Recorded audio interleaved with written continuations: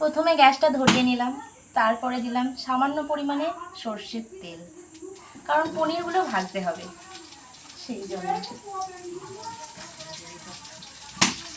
আর চারিদিকে যে আওয়াজ হচ্ছে, প্লিজ একটু স্কিপ করে যাও আওয়াজগুলো।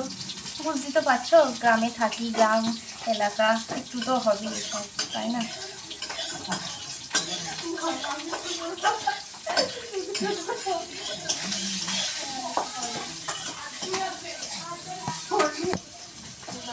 বন্ধুরা, তেলটা গরম হয়ে গেছে, এরপর আমি এর মধ্যে পনিরগুলো একে একে ছেড়ে দেবো।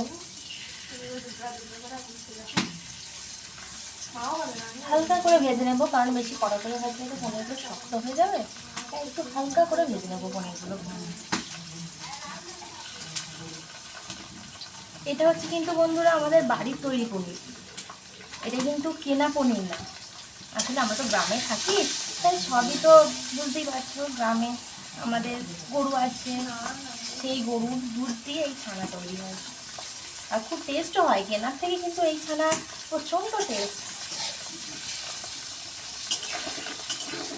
এই যে হালকা করে একটু ভেজে নিচ্ছি, একটু হালকা করে ভেজে নিলে কি ভালো লাগবে, একটু নরম থাকবে, ছানাটা সফট হবে। আর বেশি বড় করে ভাজলে তো খেতেও ভালো লাগবে না, একটু তেতো হয়ে যাবে জিনিসটা, তাই না?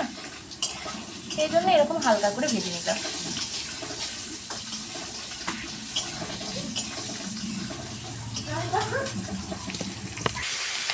দেখো বন্ধুরা, পনিরটা অলরেডি অনেকটাই লাল রং চলে এসেছে। আর এখানে আমার পনিরের জন্য রেডি হচ্ছে পটল ভাজা, পনির আলু পটলের একটা তরকারি হবে। এই যে গরম মশলা, আর এটার মধ্যে আছে হচ্ছে গিয়ে তেজপাতা আর শুকনো লঙ্কা। এখানে আলুটা আছে, এটাকে একটু ফ্রাই করতে হবে। আর এটার মধ্যে একটু মশলা আছে, জিরে, ধনে, আদা আর হলুদ, আর একটু লঙ্কা গুঁড়ো আছে, ঠিক আছে? আর এই যে এইদিকে হচ্ছে আমার বাবা রান্না করছে একটা প্লেন সবজি দিয়ে ঝোল। এখানে সয়াবিন, আলু, গাজর, পেঁপে, একটা সামান্য পরিমাণে একটা ঝোল হবে, হালকা পাতলা হবে। আর এই যে তার মশলা। আসলে বন্ধুরা, আমরা তো গ্রামে থাকি, কাঠেতেও রান্না হয়, কাঠের উনুনে, আবার গ্যাসেতেও রান্না হয়। বুঝতেই তো পারছো গ্যাসের যা দাম। এই যে দরিদ্র পরিবার আমাদের, মানে মধ্যবিত্ত পরিবার, তো অত মধ্যবিত্ত পরিবার থেকে বিলং করি, বুঝতেই পারছেন। তাহলে আর কি বলুন তো বন্ধুরা, এইভাবেই চলে আমাদের। এই যে বন্ধুরা, এবার আমি পনিরটা তুলে নেব। আর পাশে বাবা একটা সবজি ঝোল করছে, দেখতেই তো, আওয়াজ তো পাচ্ছ, শুনতেই পাচ্ছ আওয়াজটা। আর টেস্টি, হেভি টেস্টি রান্না হয়। আমার বাবা খুবই সুন্দর রান্না বান্না করে। বাড়িতে আমি আর আমার বাবাই থাকি। আমাদের ছোটোখাটো একটা ছোট্ট পরিবার, বুঝতেই তো পারছো বন্ধুরা। আর আমাদের বাড়িতে আমার একটা গোপু সোনা আছে, আমরা এই কজনই থাকি। আমার দাদু ঠাকুমারাও আছে, কাকু কাকিমণি সবাই আছে, ওরা সবাই একটু বাইরে দিয়ে গেছে। এখন আমরা বাড়িতে, আমরা দুজনই আছি, আমি আর বাবা। এবার আমি এখানে আলুগুলো আছে, এগুলোকে একটু হালকাভাবে ফ্রাই করে নেব।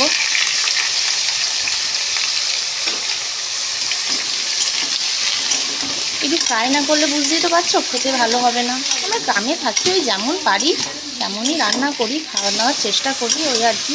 চাষবাস থেকে যেটুকু আয় হয় ওইটুকু থেকে আমাদের চলে, বুঝতেই তো পারছো। এই যে এটা একটু ভাজা ভাজা হোক।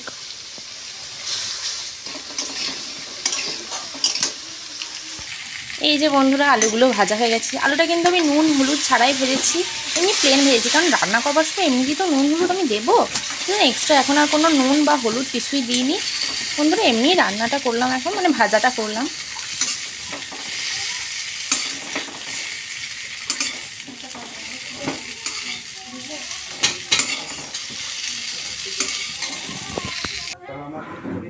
এই যে বন্ধুরা, আমার আলুটা ভাজা হয়ে গেছে। এবারে আবার একটু সামান্য পরিমাণে তেল দিয়ে দিলাম।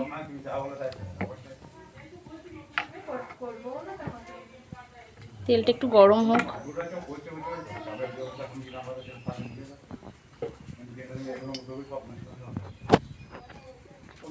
এই যে বন্ধুরা, তেলটা গরম হয়ে গেছে, এর মধ্যে এবার আমি দিয়ে দিলাম শুকনো লঙ্কা আর তেজপাতা। এরপর আমি এর মধ্যে একটু চিনি দেবো, কারণ চিনি অ্যাড করলে কি কালারটা খুব ভালো আসে। এরপর এর মধ্যে আমি দিয়ে দিলাম গোটা গরম মশলা। এর মধ্যে আছে হচ্ছে গিয়ে এলাচ, দারচিনি আর গোলমরিচ। এটা আমি হালকা করে একটু নেড়ে নেব।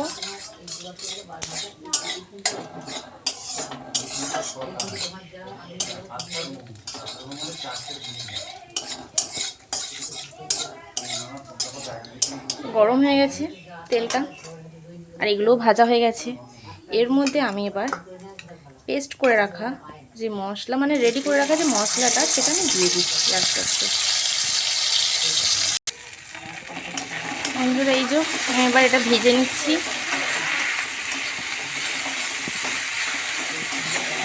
আসলে গ্রামে থাকি তো বন্ধুরা, পাশাপাশি সব ঘিঞ্জি ঘর, এবার বাইরে চারিদিকে সবাই কথা বলছে, সেই আওয়াজটাই আসছে, কিছু মনে করো না।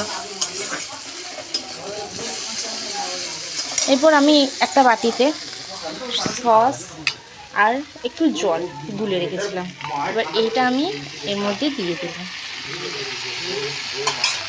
এবার এটা আমি একটু নেড়ে নেব বন্ধুরা।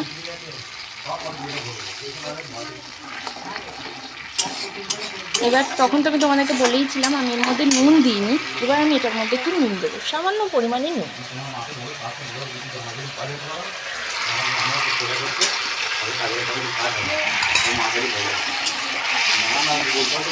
এবার এরপর এটাকে আমি একটু ভেজে নেব।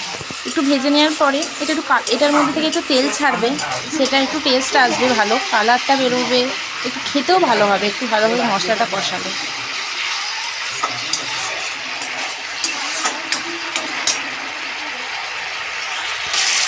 মশলাটা যতক্ষণে কষছে ততক্ষণ বন্ধুরা আমি একটা পনির দেখছি টেস্ট করে।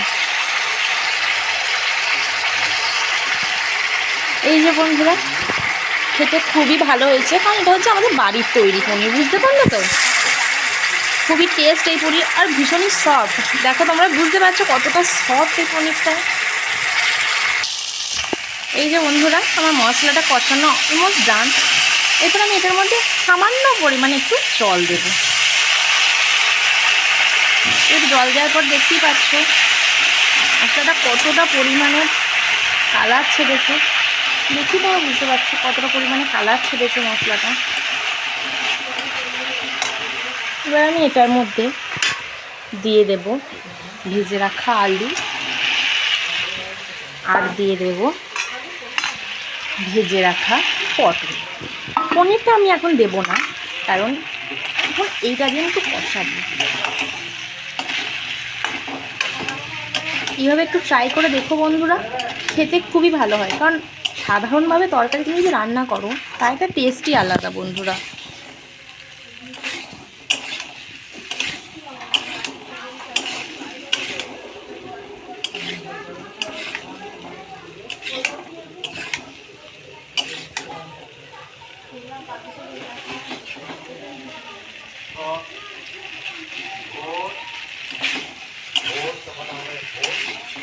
এই যে বন্ধুরা দেখো, তোমরা দেখেই বুঝতে পারবে খুব অল্প তেল মশলা দিয়ে যে রান্নাটা আমি করলাম, খুবই ভালো হয়। আর পটলটা আগে থাকতেই বাবা ভেজে রেখে দিয়েছিল, আলুটাকে বয়েল করে রেখে দিয়েছিল বাবা, কারণ আমাকে এত কিছু করতেই দেয় না বাবা, বাবা সবই করে রাখে নিজে।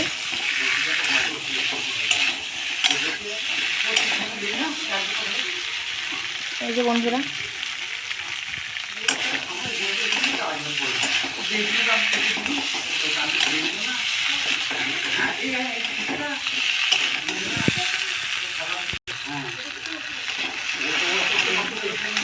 এরপর এটার মধ্যে আমি এই যে বাটি করে আমি মশলা ধোয়া বাটির যে জল, সেটা আমি দিয়ে দিলাম এটার মধ্যে। এই যে বন্ধুরা, আমার তো স্ট্যান্ড নেই বন্ধুরা, তাই এক হাতে ধরেছি আর এক হাতে রান্না করছি। একটু তো প্রবলেম হচ্ছে, কী করে বলো তো বন্ধুরা।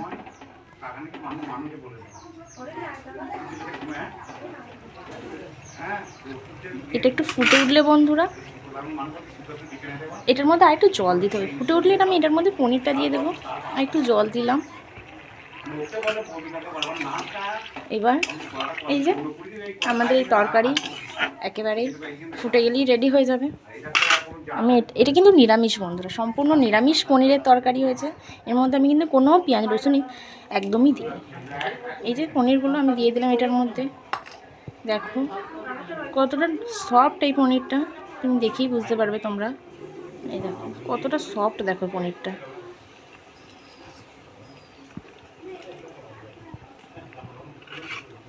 এই যে বন্ধুরা, আমাদের পনির আলু পটলের তরকারি রেডি। এবার একটু ফুটলে আমি এটাকে নামিয়ে দেব বন্ধুরা। এই যে এবার একবার ট্রাই করে দেখো বন্ধুরা, খুবই টেস্টি হয়। সিম্পলভাবে রান্না করলাম আমি এটা। ধন্যবাদ বন্ধুরা, এইভাবেই আমার পাশে থেকো তোমরা। আর যদি আমার রান্নার ভিডিও দেখতে চাও তোমরা, তাহলে প্লিজ কমেন্টে বলে যাও।